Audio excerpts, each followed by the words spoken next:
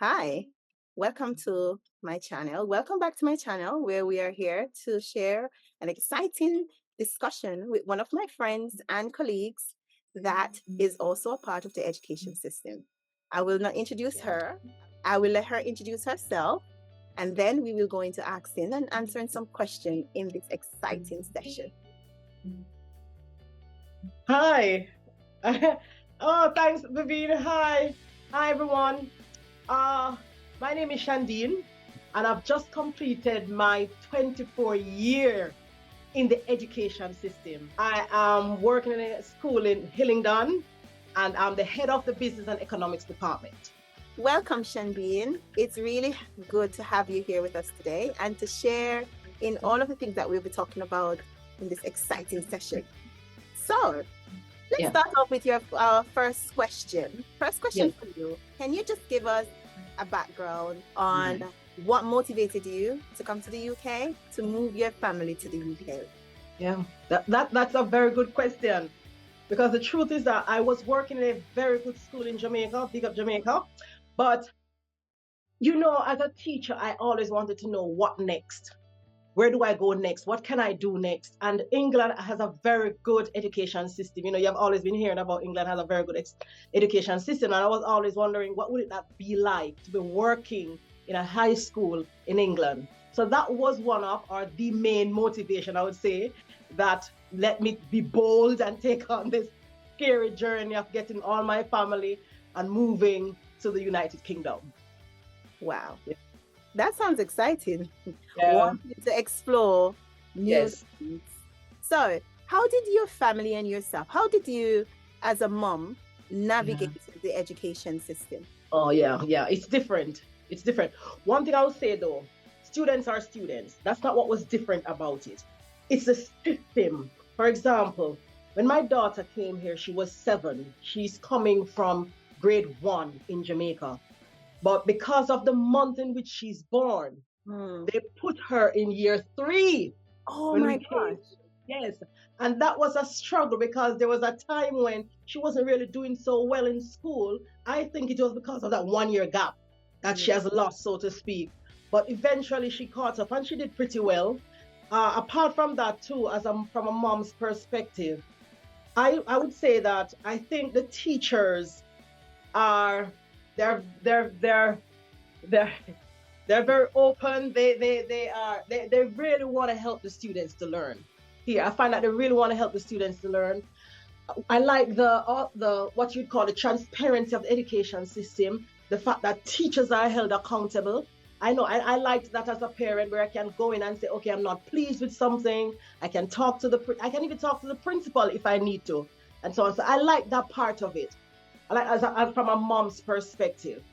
From a teacher's perspective, it's different. It's different in the sense that, okay, back home, I've taught in public school systems and I've taught in private school systems. And one of the differences in Jamaica with the private and the public school system is that you're held accountable a lot in the private school system. You're responsible for those 32 students who are sitting in front of you. Whether they fail or pass, you are responsible. In the public school system, I didn't find it so much in terms of accountability. When I transitioned here, I saw that again, where they're holding you. It's as if the teachers were the ones who need. Let me see if I can explain myself. Back home, children know I have to learn. If I don't learn, if I don't study, I'm not going to get my CXE. If I don't study, I'm not going to get to go to university. If I don't study, it's me. I find that here it's the teacher need to get the education. It's the teacher needs to study. It's the teacher who needs to get, and it's a bit to navigate, to get to try to convince the student it's you who needs to do it. I think that's a little bit different in terms of the two school system. Lots of training for any promotion you need. You have to do some sort of certification for it, so to speak. Yeah. What else I've done? I've done so many things since I've been here. I don't remember. But yeah, when I remember, I will tell you somewhere as they come on. Yeah. But which led me to another question.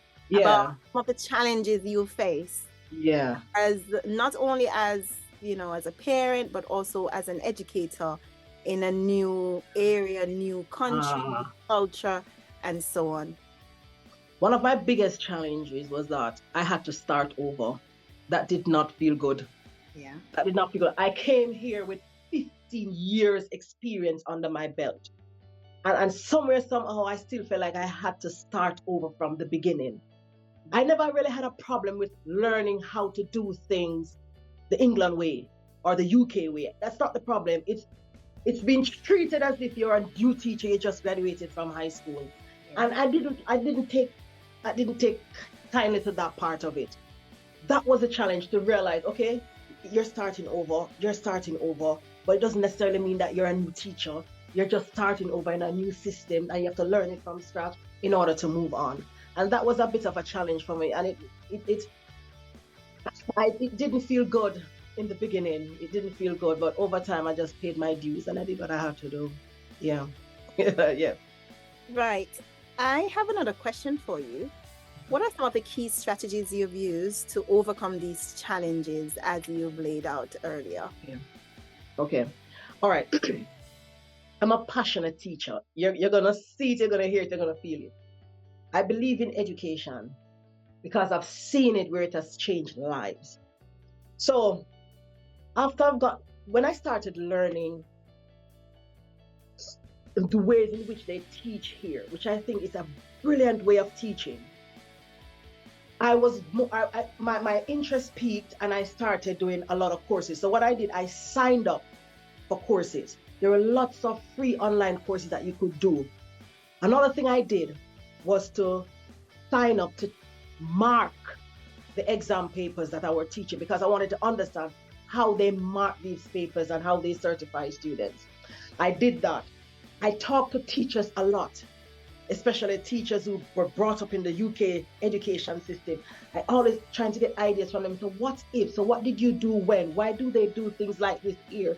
And I try to network as much as possible, both in my school and in other schools. And one of the benefits of that was that because I was in a trust, which was made up of 7 schools, it helped because that means there were 7 opportunities where I could correspond with other teachers and get ideas as to what to do, how to do it, why they do it this way, and just learn all the ways I can learn, find out the courses that I can do that will help me to that learning curve to go over it at a faster rate, and just networking all the way, just networking and networking. Yeah.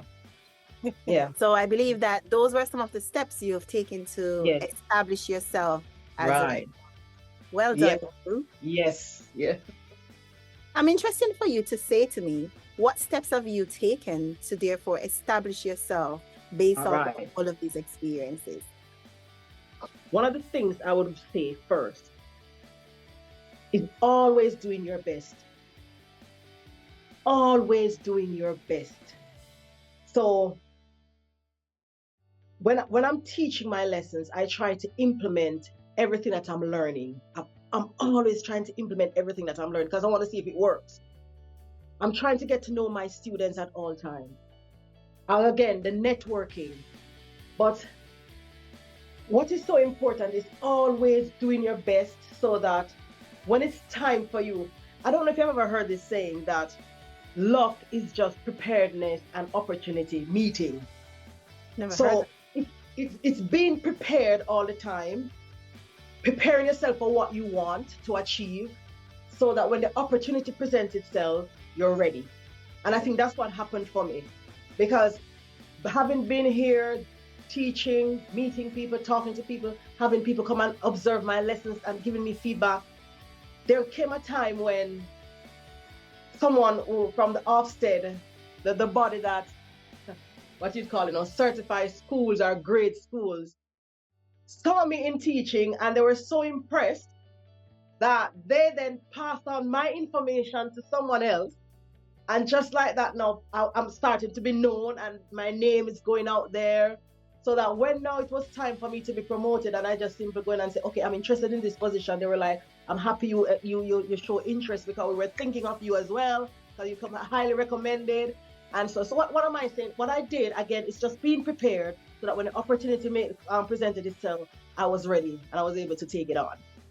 Yeah, Wow. get my name out there. Yeah. Thank you, Shandine. So much inspirational Yeah. discussions and experiences that you have shared with us. So I Yeah. have another question for you. Do you have any future aspiration as an educator here in the UK? Oh, definitely. Recently, a couple months ago, I was appointed the lead examiner for the T-level accounting course. And one of the things that I am now being encouraged to do, and I think I want to take it on as a project, it's a 5-year plan, is to write what they call practice question revision type book in accounting. And I think I want to do that for accounting. I've done something like that for information technology.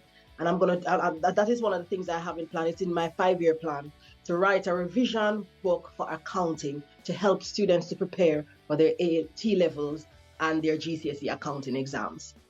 So you're Yes. heading into Yes. publishing. Is that Yes. what? Publishing. Definitely. Definitely. Yeah. Amazing. I Yeah. can't wait. I can't wait to have those Yeah. That's materials that's the to plan. That's the share. plan. Yep. Yeah. So, as we come to the almost the end of this Yeah. conversation, I was wondering if you could share with us advice for others, teachers or parents Oh, who are also planning to move to the UK or yeah. to any country for that matter, as an educator, as a parent. What would be Yep. some advice that you would give to them? Oh my God. No, that's a brilliant question.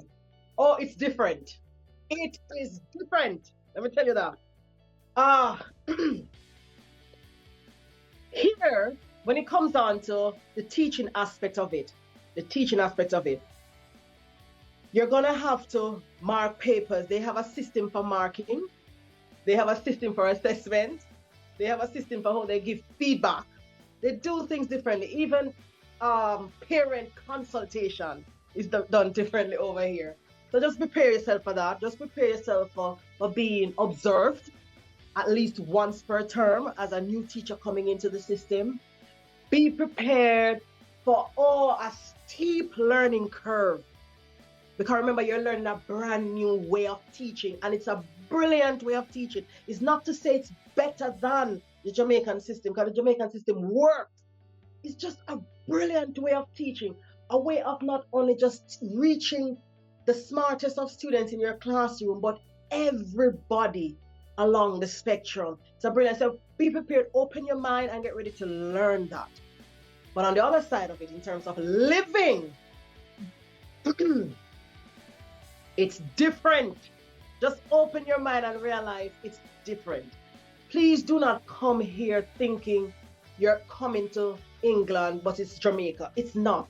England is different. They do things differently. And if you plan on living here and residing here for the rest of your life, just open your mind and just be prepared to do stuff differently. I'll just give you an example. If you want to rent a property, you can't just go to the landlord and say, I want to rent a property. You need a bank account. You need to show that you're working. You need to show that you're earning an income. You have to be earning, I think it's 6 times the rent rate. It's just little things like that you have to be aware of. So just look up that part of it. Do your research and ask questions and come, because you can make it here. Jamaicans are brilliant teachers and they want us. We're in demand. And we have the skills, we have it. We just need to come, open our minds, and get ready to learn more stuff. Yeah. Amazing. Thank you so much, Shandine, Yeah. for taking this time out of your busy schedule, because I can see you're a busy woman. Yes, Yeah. come and have a sit down with me as we talk about these things, navigating, Okay. moving from a from a third world country to a first world country, and to also maintain some form of guidance as to our path that we want to travel on, we want to pursue as individuals, as moms, as teachers. Thank you so much for your time. You're welcome. And thank you so much, my viewers, for the time you've taken to watch this video. I hope this would have helped in some way. I've given you some information in some way if you're thinking of also moving home and going to a first world country. If you decide to move into a foreign country, you have taken some tips on board, especially if you're deciding to move to the UK. Thank you so much for watching. Enjoy the rest of your day. See you next time. Bye.